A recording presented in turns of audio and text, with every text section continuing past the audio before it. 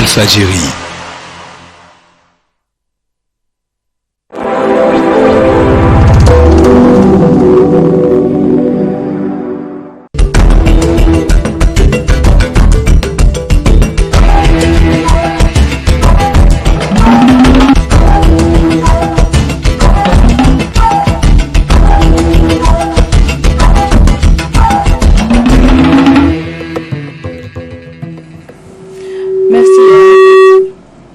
Merci d'être au rendez-vous. C'est parti pour le journal dont voici les titres. Au sommaire de cette édition, Coupe d'Afrique des Nations Sénégal-Guinée à l'instant même, au moins 6 forfaits contre le Sili. Le coach de Casa Sport, Ansou Diadjou, plaide pour l'assainissement de l'environnement de l'équipe d'Alun Cissé affectée par le Covid-19. 4 ans après le massacre de Bofa Bayotte, les menuisiers de Sédhiou peinent à joindre les deux bouts après la décision des autorités d'interdire le commerce du bois. L'État du Sénégal a invité à revoir sa copie avant que l'irréparable ne se produise.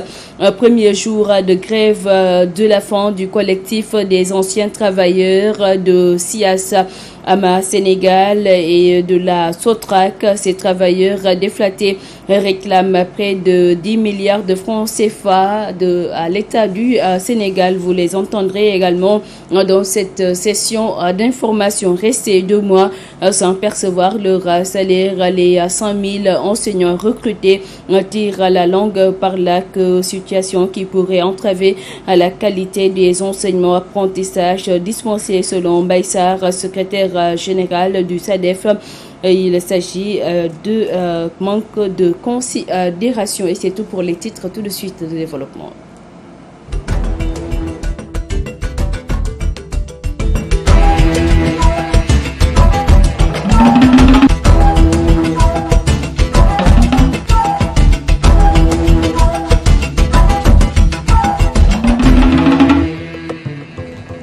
Merci d'être au rendez-vous. Alors, comme annoncé tantôt, le Sénégal rencontre aujourd'hui même à l'instant l'équipe nationale guinéenne. Alors, pour les matchs comptants pour la Coupe d'Afrique Cameroun des Nations.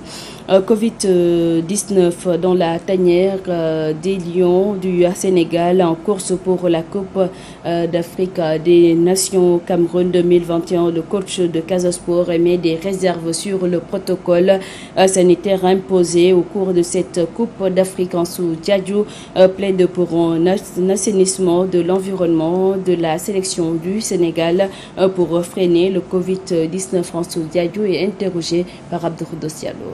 Les gens comprennent que ça ne doit pas les bouleverser et qu'ils doivent accepter cette situation-là et de se prendre en charge et de revenir le plus rapidement possible. Parce que si mentalement ils ne sont pas préparés, ça peut perturber le jeu, ça peut perturber le groupe. Mais je pense qu'en ces moments-là, il faut avoir un psychologue à côté et qui à tout moment intervient pour permettre à ces jeunes-là de ne pas perdre l'espace mental. Donc pour moi, tout l'ensemble, l'environnement, les journalistes sénégalais, les journalistes étrangers, les fédéraux, les anciens footballeurs, vraiment, chacun doit prendre ses précautions pour ne pas s'approcher de l'équipe, pour ne pas s'approcher de la tanière, pour ne pas apporter la maladie et éviter vraiment que cette maladie continue à polluer l'environnement de la tanière. Des propos de Ansou Diadjou recueillis par Abdou Khoudos Diallo suite à la tuerie de Bofa Bayotte et la décision prise par les autorités sénégalaises d'interdire le commerce du bois. Les menuisiers de Sédhiou broient du noir et tentent l'impossible pour survivre. Ils disent attendre des pouvoirs publics une solution urgente. Dans cette correspondance signée Lamine Bayo. Nous sommes à l'atelier de menuiserie de Lamine Biaye au quartier Santesou, maître dans ce domaine et il l'exerce pendant plus de 20 ans. Mais il y a de cela 2 ans, ses chiffres d'affaires baissent pour cause l'interdiction de la commercialisation du bois.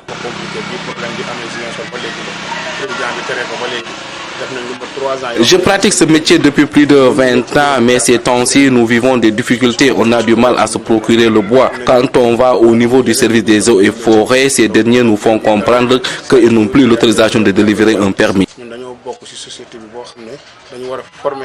Lamine Biaye. À l'image de Lamine Biaye, Doudou Ndiaye vit aussi les mêmes difficultés.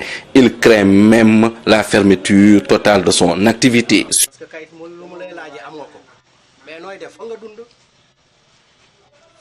De cache-cache avec le service des eaux et forêts. Si par marchand nous tombons dans leur filet, nous partons en prison. Certains même c'est une amende, mais nous sommes obligés de survivre puisque nous avons que ça comme activité.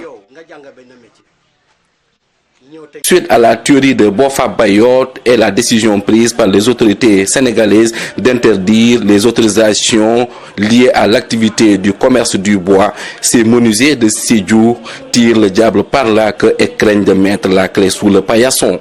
Sédhiou, Walfadjri Radio TV, Lamine Bayo. Sur un registre tout autre, Lamine Bayo, parlons à présent de du recrutement des 5000 enseignants avec le secrétaire général du SADEF Mbaye Sarr qui réclame ainsi la régulation immédiate et sans condition des salaires de ses pères et mères de famille. Il exige par ailleurs que la lumière soit faite sur l'agression du directeur de l'école 3 de Kafountine, Mbaye Sarr, que je propose de suivre. C'est avec beaucoup de peine et d'indignation que nous dénonçons la situation dans laquelle se trouvent les enseignants issus du recrutement de 5000 enseignants. Voilà 2 mois que ces enseignants travaillent sans salaire. C'est inadmissible, c'est déplorable, c'est ignoble. Et c'est la raison pour laquelle le SADEF exige le paiement immédiat et sans délai des salaires de ces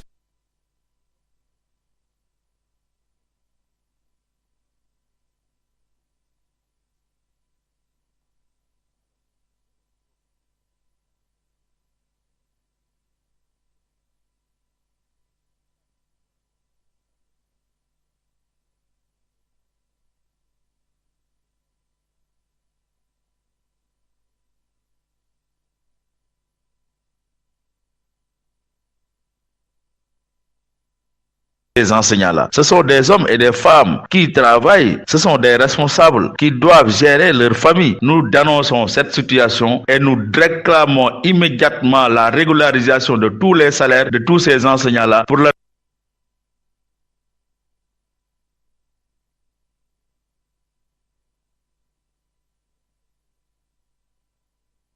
permettre de vivre décemment et de mener correctement le travail. Sur un autre plan également, nous marquons toute notre solidarité à l'endroit du collègue Seyni Sambou, directeur de l'école 3 de Kafountine, qui a été sauvagement agressé. Et c'est une situation grave. Et c'est pourquoi nous mettons en garde les autorités que ces enseignants-là doivent être protégés. Premier jour de grève de la fin du collectif des anciens travailleurs de SIAS Dama Sénégal et de la SOTRAC. Ces travailleurs déflatés réclament près de 10 milliards de francs CFA à l'État du Sénégal. Écoutons à ce propos leur porte-parole. Il s'agit d'Ousseynou Diop. Ces propos recueillis par Théodore Semedo. Nous venons d'observer une grève de la faim illimitée parce que nous demandons nos droits et nous avons mené des marches, des sittings, des récitals de Coran, mais rien n'a abouti. Ils ne demandent qu'à être payés par l'État du Sénégal. Aujourd'hui, l'État du Sénégal doit aux ex-travailleurs de la SIAS 1,5 milliard. Aux ex-travailleurs de Ama Sénégal, il leur doit 2,5 milliards. Ainsi que les ex-travailleurs de la SOTRAC qui demandent 9 milliards. Donc tous ces sous doivent être payés à ces ex-travailleurs. Nous demandons aujourd'hui le président Macky Sall vraiment de revoir la situation des ex-travailleurs. Parce que c'est des Sénégalais qui ont donné corps et âme à la nation sénégalaise. Au retour, ils sont tous relégués au second plan. Alors que nous voyons aujourd'hui le parti de l'APR en train de jeter de l'argent alors que ces dignes fils du pays demandent le minimum d'être payés à des droits. Alors l'État du Sénégal refuse, je ne dis pas refuse, prête sourde de l'oreille, sans pour autant les écouter, sans pour autant trouver une bonne solution pour que ces gens-là vraiment puissent trouver le bout du tunnel. C'est aberrant. cri du cœur des anciens travailleurs d'Ama Sénégal, de SIAS, mais aussi de la Sotrac qui attendent de l'État du Sénégal près de 10 milliards de francs CFA, rappelons-le. Ils ont entamé d'ailleurs une grève de la faim et limitée, et ce à partir d'aujourd'hui. Les industries chimiques du Sénégal dans le viseur de ses agents, plus de 250 retraités et travailleurs réclament leurs actions aux ICS. Après 20 ans d'attente, ils disent en avoir marre. Le chef de l'État interpellé dans cette correspondance d'Ibrahim Ndiaye. Rendez-nous nos actions, c'est ce qu'on pouvait lire sur les pancartes des retraités et certains travailleurs des ICS du Sénégal. 2002-2022, 20 ans déjà, jour pour jour, plus de 250 retraités et travailleurs sont dans le désarroi. Soutiennent-ils? Ils n'en peuvent plus d'entendre des promesses non tenues. Donc il nous a été cédé 32 000 actions à 2057 travailleurs. Ça, c'était en 2002. On est venu jusqu'en 2005. On nous a présenté une situation catastrophique des ICS, ce qui a abouti en 2008 à l'annulation du capital et des actions. Une situation désastreuse qui fait que ces retraités peinent toujours à posséder leurs actions, une chose qu'ils jugent anormale. Qu'est-ce qu'ils ont fait? Ils ont sous-facturé notre produit de vente, c'est-à-dire l'acide phosphorique. Là où ça devait coûter $2000 sur le marché international, ils l'ont bradé à $600 la tonne.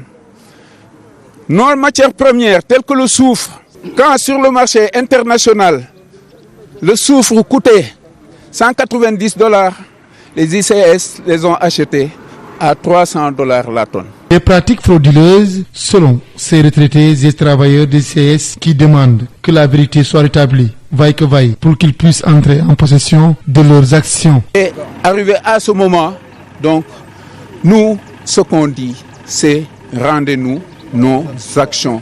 Selon toujours ces retraités et travailleurs, certains responsables des ICS sont en train de faire des manœuvres allant même jusqu'à menacer certains d'entre eux qui sont en activité et qui adhèrent dans leurs associations en les menaçant de licenciement s'ils ne décident pas de démissionner de leur association. Thiès, Walfadjri Radio TV, Ibrahim Ndiaye. Ça démontre que depuis le... Ibrahim Ndiaye, sur un registre tout autre, nous allons parler de tout à fait autre chose, notamment de la montée en flèche des cas de Covid-19 avec le docteur Babacar Niang qui continue de plaider pour un appui conséquent en matériel pour le personnel soignant. L'urgentiste et directeur de Souma Assistance explique le faible nombre de vaccinés par le scepticisme des Sénégalais. Le voici au téléphone de Fatoumata Seye. De la fabrication des vaccins, premièrement. Deuxièmement, il y a une méfiance au niveau de l'État depuis les 1000 milliards. Il y a vraiment trop de choses. On a pris des bâtons, on a tapé les gens pour qu'ils restent chez eux. Donc il y a tout un esprit de méfiance qui est apparu. Donc sur 16 millions, si on est à moins de 2 millions de vaccinés en vaccination primaire déjà, donc je pense refaire un troisième vaccin, ce serait plutôt ceux qui sont déjà vaccinés. Ceux qui ne se sont jamais vaccinés, je pense qu'ils ont leur option, ils ont leur décision et je pense qu'il faudrait vraiment qu'on y aille. Et là, ce qui est surprenant pour l'Omicron, qui est beaucoup moins grave et beaucoup moins mortel, les laboratoires même, Pfizer et un des autres labos a dit déjà qu'il ne peut pas se prononcer. Tant mieux. Si la population est convaincue, elle va se vacciner. Si elle n'est pas convaincue, voilà le résultat qu'on a. Nous, dans le privé, la population arrive, surtout pour faire les tests, parce que vous savez, comme la maladie est très contagieuse, donc on a des usines qui ont même des problèmes. La moitié de leur personnel est à l'arrêt du travail. Donc il y a beaucoup de recherches de tests. Nous, on a décidé aussi qu'on ne met plus notre argent dedans, que c'est l'État qui doit nous donner ces tests-là pour que la population vraiment puisse en bénéficier. Il ne doit pas y avoir du public ni du privé. On doit donner les moyens de lutte contre cette pandémie à tous les soignants du Sénégal et ne pas faire de la ségrégation entre du privé et du public. Démarrage des activités du train express régional. Les Sénégalais rencontrés par notre reporter Awa Condé dénoncent la cherté des tarifs, suivant son reportage. Sonner la fin des embouteillages, c'était l'objectif du projet Terre, mais les choses ont pris une toute autre tournure, nous disent ces citoyens. Avec l'arrivée du Terre, on pensait que la circulation allait baisser, mais c'est tout à fait le contraire. Jusqu'à présent, il y a des bouchons dans les rues. On a beaucoup de problèmes pour aller quelque part. La circulation est de plus en plus présente et c'est vraiment dur. Peut-être qu'il y aura des changements. Selon certaines personnes, les tarifs du TER ne sont pas à la portée de tous.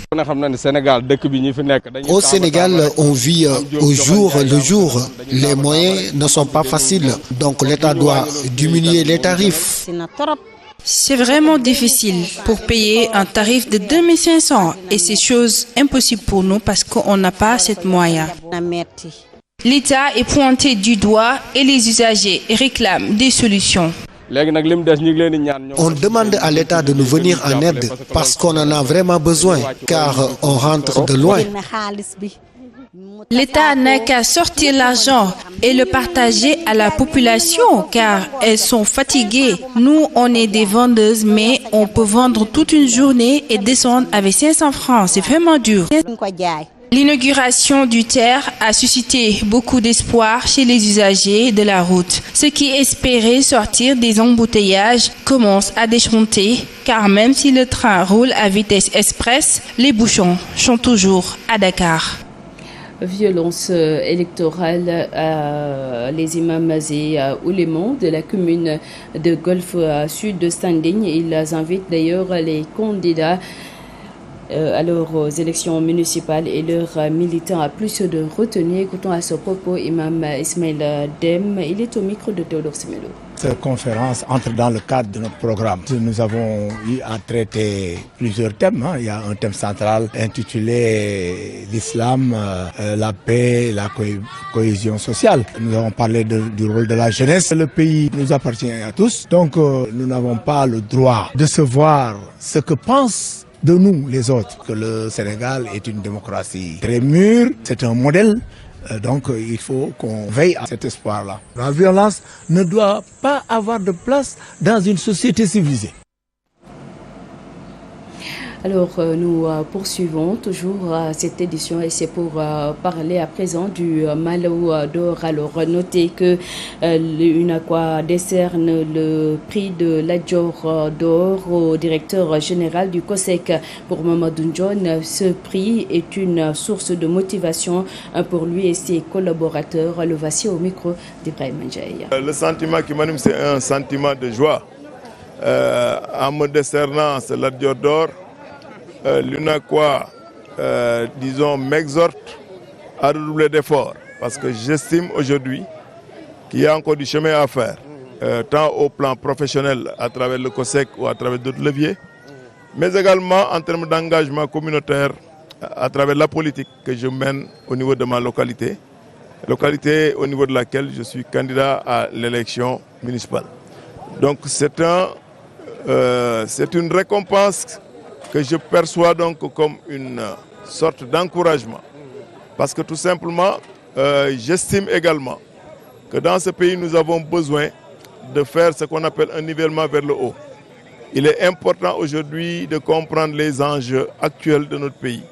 Enjeux liés au pétrole, au gaz, mais également à la nécessité de travailler dans la paix et la cohésion.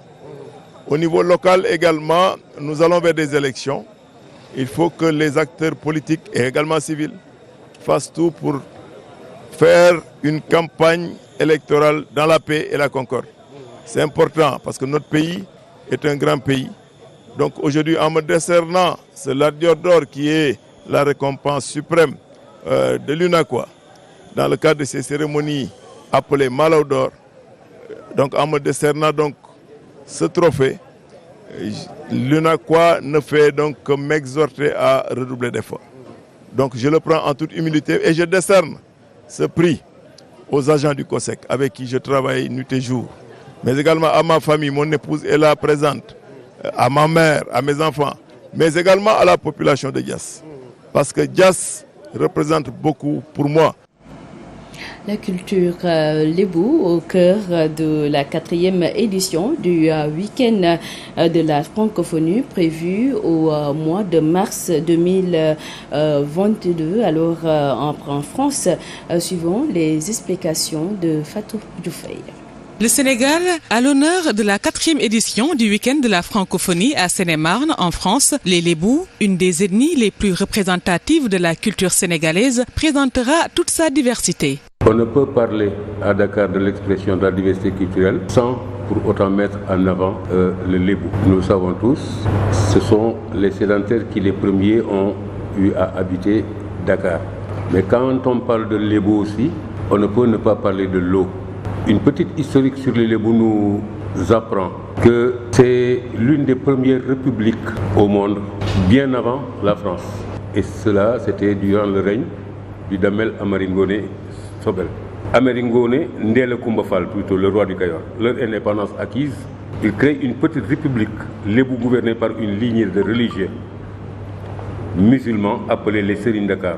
C'est pour dire l'organisation de cette communauté que l'on semble peut-être ne connaître que l'aspect très léger, mais nous savons qu'il y a dans la communauté Lébou au moins 12 particularités de Lébou. La culture Lébou, grosso modo celle sénégalaise, dévoilera ses différentes facettes. Au moins, on présente au monde entier 5 à 6 facettes de culture de notre pays. Parce que nous Lébou yi rek ñoo nekk Sénégal. Mais pourquoi on a choisi, avec ce festival week-end de la francophonie, où il y aura plus de 50 nationalités et 150 ambassadeurs du monde entier nekk fa, pourquoi on a choisi de présenter ça? Parce que tey booy jaay Sénégal Dakar ngay njëkkee. Il faut que tu montres la capitale, notre façon de vivre, li ñu am comme infrastructure, li ñu am comme route, li ñu am comme hôtel, li ñu am comme artisanat, li ñu am comme tout ce qui est beau, mais tout ce qui est soleil. Donc pour ñun booy présenter Dakar defe naa li nga xam ne mooy gën a nekk taaru Dakar te gën fi yàgg loolu ngay jiital. C'est pour cela qu'on a démarré par la racine, c'est-à-dire la culture lébou mooy presque taaru Dakar. Plus de 50 nationalités et beaucoup de personnalités seront présentes à la 4e édition du week-end de la